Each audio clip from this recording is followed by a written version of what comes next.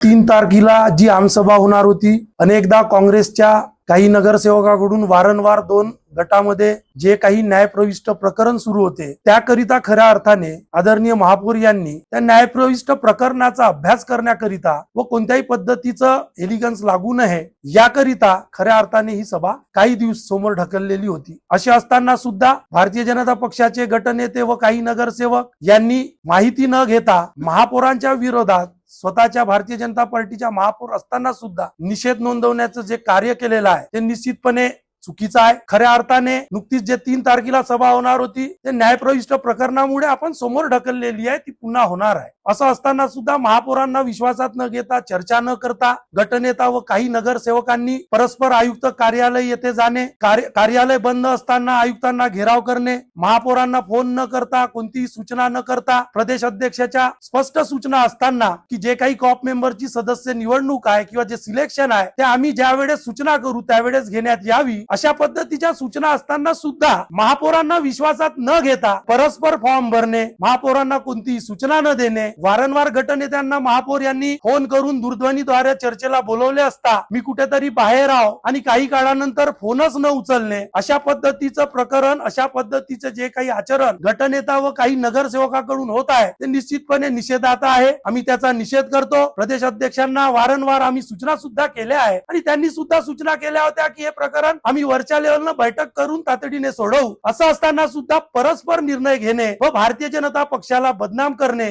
हे एकमेव धंदा गटनेता व काही नगरसेवकांनी गेल्या काही दिवसापासून उचललेला आहे आणि म्हणून आम्ही हा गटनेता बदलवून द्यावा व या ज्या नगरसेवकांनी वारंवार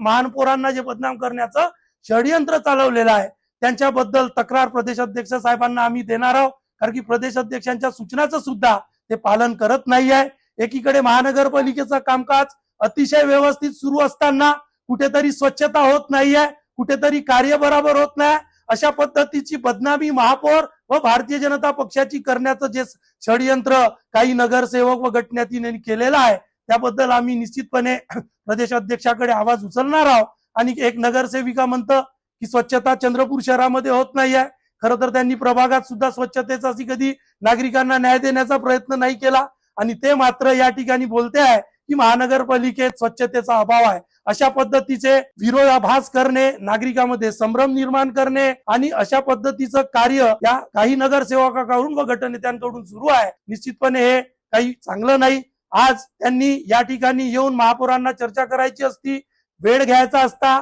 साधारणपणे पक्षाची बदनामी न होता ती चर्चा सुद्धा होऊ शकली असती, परंतु भजन करणे, कीर्तन करणे, महानगरपालिकेच्या आवारातच बसून भजन करणे, पक्षाला बदनाम करणे व त्या ठिकाणी ज्या वेळेस प्रतिनिधी समजवण्यासाठी गेले त्यावेळेस महापौरांना व नगरसेवकांना, नगरसेविकांना धक्काबुक्की करणे, त्यांचा निषेध करणे व एवढ्यावरच न थांबता पोलीस तक्रार सुद्धा देणे, अशा पद्धतीचं कृत्य काही गटनेत्याच्या माध्यमातून काही नगरसेवकांनी चालवलेलं आहे आणि त्या कृत्यावर आम्ही सुद्धा आज त्यांची तक्रार दिलेली आहे। हे अशा पद्धतीचं आचरण कदापि भारतीय जनता पक्ष खपवून घेणार नाही आणि म्हणून याची तक्रार आम्ही प्रदेश अध्यक्ष साहेबांना करणार आहोत आणि या गटनेत्याची हकालपट्टी करावी याची विनंती सुद्धा प्रदेश अध्यक्ष साहेबांना करणार आहोत। व वारंवार जे नगरसेवक या ठिकाणी सर्व कामकाज चांगलं सुरू असताना, विकासाचे कामं चांगले सुरू असताना महापौरांना जे बदनाम करण्याचं षडयंत्र करते आहे अशांची सुद्धा आम्ही तक्रार करणार आहोत।